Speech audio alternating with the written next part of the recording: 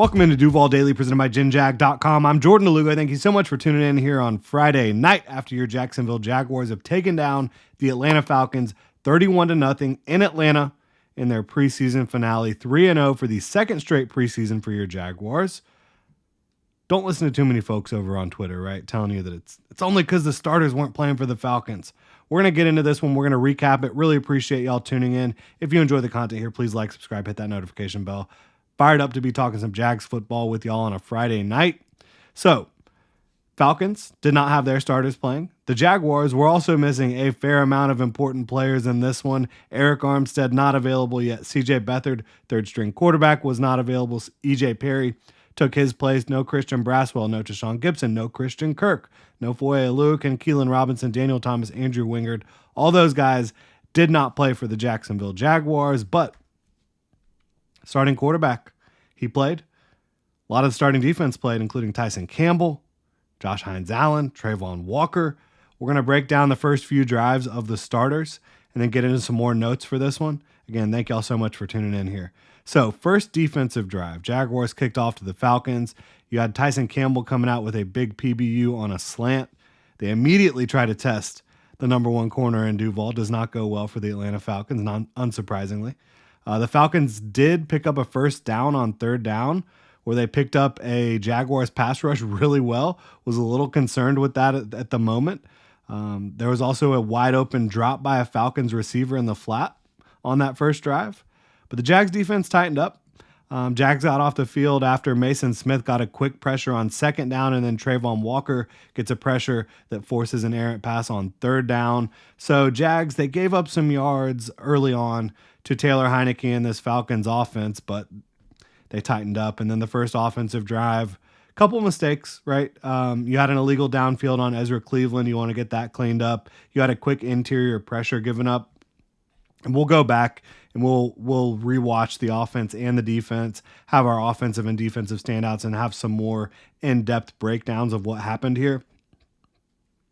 But again, on this first offensive drive, you had an illegal man downfield. You don't want to see that. You had a quick interior pressure, but Trevor Lawrence and his receivers, they were able to get it popping in a big way. And despite that quick interior pressure where Trevor Lawrence actually got hit and the Falcons got called for roughing the passer, Lawrence was able to hit Parker Washington close to the sideline on a very impressive throw. And that passing offense got going after Travis Etienne was able to pick up 26 yards on 2 carries. And then big touchdown to Evan Ingram to cap it all off. It was a fantastic throw by Trevor Lawrence, a great route by Evan Ingram, and a great catch by Evan Ingram. Very cool to see, and that was just the beginning for the Trevor Lawrence and Evan Ingram connection. But getting back into the defensive side of the ball with the Jaguars up 7-0, Trayvon Walker got it going on this next drive, continued to get it going, had a bull rush that kind of threw timing off and was able to deflect a pass and almost intercepted by Jordan Jefferson. Tyson Campbell, he got targeted on one down the field on fourth down, locked it down.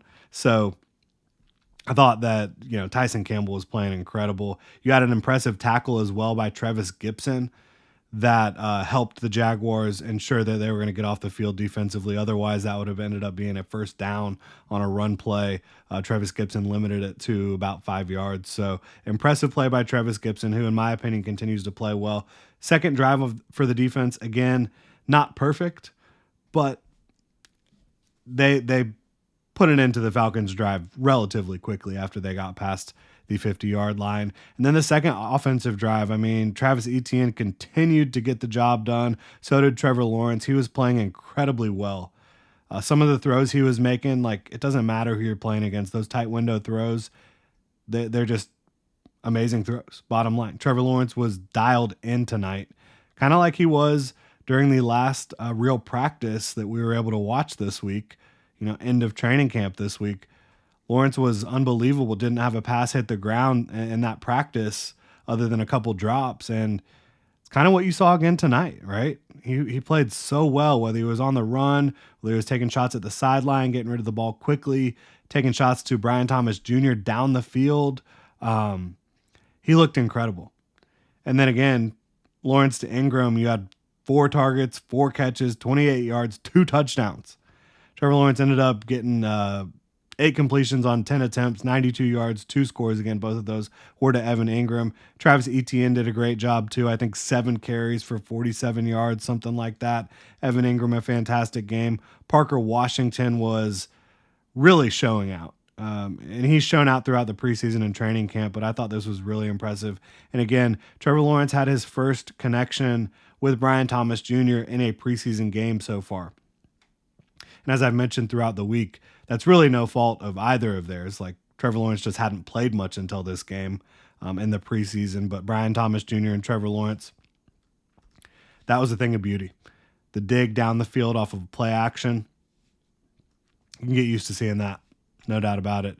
So recapping kind of what you saw from the Jaguars offense and defense, the offense looked fantastic. Jaguars starting offense, 14 points. Yes, it was against the Falcons backups. No, it does not matter. Like perception is, oh yeah, they did it against backups. And that is true. They absolutely did.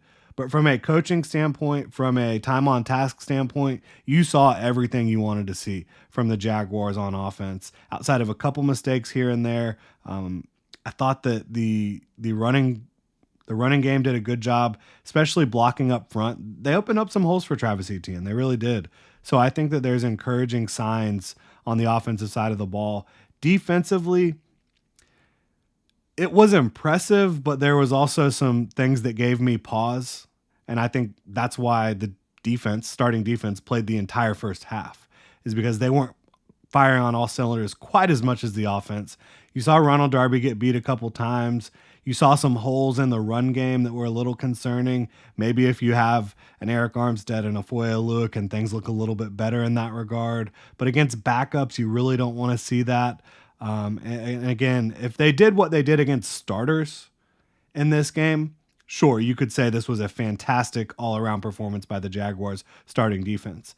But again, this was against backups. So while there were some great performances defensively that need to be noted, and we will note them, overall for the Jags starting defense, I thought it could have been a little bit cleaner. And I think the coaching staff thought it could have been a little bit cleaner as well. But some individuals that were really good. Obviously, Trayvon Walker, we've mentioned a couple times. He was in the backfield consistently. Tyson Campbell was amazing. 2 pass breakups, or 2 passes defended. They wanted to target him. I'm not sure why, but they did, and it did not work out for them. Travis Gibson, that big time run stop, where if he didn't make that tackle, who knows how many yards that running back ends up getting. Josh Hines-Allen got plenty of push as well up front. You saw Devin Lloyd blitzing, and he was in there on a couple of those pressures Trayvon Walker got. Cool to see that. He was doing a good job. But again, the starters, even though there was some mixed results, they did not give up any points. And they did tighten up once the Falcons would pass midfield. So I think you can feel good overall. I really do. With the Jaguars starters. Darnell Savage, who got his first preseason action, he had a pass breakup. That was good to see. Mason Smith got some reps with the starters. He's not necessarily a starter, right? But rookie second-round pick, he was able to flash into the backfield incredibly quickly. Of course, I think he got there a little bit too quick. Taylor Heineke was able to duck. And Taylor Heineke is a mobile quarterback. He's able to maneuver the pocket and make some big boys miss. But overall, I think you saw what you wanted to see from the Jaguars starters for the most part. Tighten up the run defense a little bit. Make sure that you're not allowing any easy completions. But good day's work. Solid day's work for the Jaguars starters. And then you have the backups coming in. I thought offensively the backups did a fantastic job. Was it Mac Jones' cleanest performance? No, he was not perfect, but he still made a lot of damn good throws in this game. He really did. Whether it was throwing the ball down the field, having to rifle it in there in some tight spots, having to hit some out routes, he played a darn good game, and I want to commend him for that. I think he certainly has had the type of preseason that can get some teams around the league a little excited about, maybe this guy could do something for us in the future. And I certainly think the Jaguars should be excited about him being their backup. I thought Tank Bigsby ran hard. He looked good overall. How about Elijah Cooks going up for a big-time touchdown grab? Got a foot and his knee down inbounds. It was a great catch to keep concentration, to be able to not bobble that football at all going to the ground, and also get the foot and the knee down inbounds. Elijah Cooks needed a play like that, quite frankly. He got one in this game. So that was great. And Tim Jones, he had a big play too, picking up a third down grab, running towards the sideline, full speed. Mac Jones hit him in stride, third and short. That was a big play. So you've got some guys really competing for the back of the roster at wide receiver. Dearness Johnson was running really well before he fumbled the ball. Hance was able to pick it up, though, so no harm, no foul there, but obviously you got to keep it high and tight. Austin Trammell continues to impress me, whether it's on special teams, catching passes, running routes. It's going to be hard to cut that guy, even though he is kind of the prototype of several other players you have on your roster that are going to be sticking around, the slot type of receiver. He's been really good, and Devin Duvernay played well. Jalen Jackson getting his touchdown in the preseason. That was awesome to see. A guy I've loved to watch. And then Gary Brightwell looked really good running the football as well. So many good performances. And then looking at the defense a little bit, I thought Tyler Lacey was able to make some plays. Terrell Edmonds as well. Those two guys combined for a run stuff. DJ Coleman was flying around the football. He had a run stuff, had a pressure. Ventrell Miller, he played well. Fired downhill, was also able to do a great job getting a stop on fourth down, preventing a first down in coverage. Cam Little, rookie kicker, he was perfect. What else do you want to see? 31-0, right? Roster cuts are coming on Tuesday. Down to 53, from 90 to 53. That's going to be pretty brutal. There's a lot of good football players on that Jaguars roster.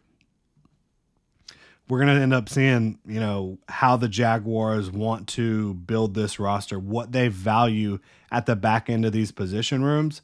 I'm glad I'm not having to make the decisions because, as you all know, if you've been paying attention, I think it's going to be really difficult on defense. I think there's some tough questions on offense as well. So numbers game, big time. But Jaguars, they can enjoy this one for the night, and then you're going to start to see roster cuts maybe over the weekend, certainly into Monday and Tuesday. Got to get from 90 down to 53, going to lose 37 roster spots. Beautiful thing is, though, plenty of these guys can get back on the practice squad or find work elsewhere. So not all is lost. Like, not all hope is lost for the guys that don't make the initial 53. But that's going to do it here. Really appreciate y'all tuning in. If you enjoy the content, please like, subscribe, hit that notification bell. You can also check out genjag.com/shop, pick up some new Duval gear, become a channel member here on YouTube. Y'all have a good Friday night.